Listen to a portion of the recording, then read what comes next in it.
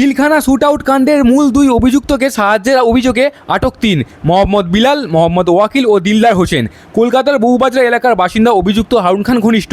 এরা হারুন খান ও রোহিতকে খুনের ঘটনার পর পালাতে ও আশ্রয় দিতে সাহায্য করেছিল। হাওড়া সিটি পুলিশের গোয়েন্দারা অভিযান চালিয়ে আটক করে ৩ জনকে। চলছে জিজ্ঞাসাবাদ।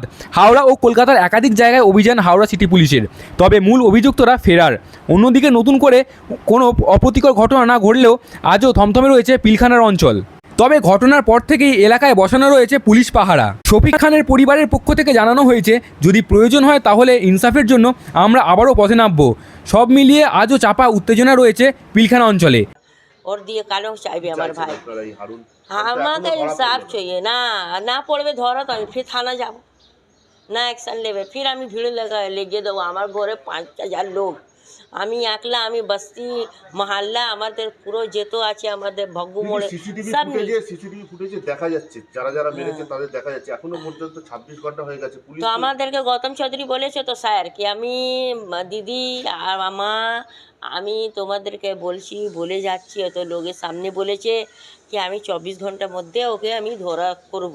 ২৪ ঘন্টা তো হয়ে গেছে না আমি করবে, আস্তে ধীরে, এত জলদি আস আমি ধরে যাবে তো পালাচ্ছে, আমাদের ভি তো লোক হচ্ছে ওকে, আমি কি বসে আছি? কি চাইছেন বলুন? আমি চাইছি ইনসাফ। আমার ভাইকে কিরকম মেরে দিল,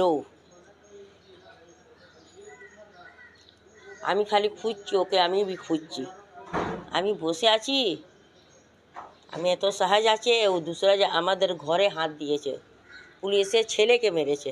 আমার বাপ মাউন্টেন পুলিশে এতদিন কাজ করেছে, ঈশা খান পুলিশের ছেলে আছে, ও সোজে গেল কি কোনো আর আছে, মেরে চলে যাবো আমি, ও বাঁচবে আমাদেরকে। হারুন ওকে পিলখানাতে থাকতে দেবো না আমি। আপনার নাম?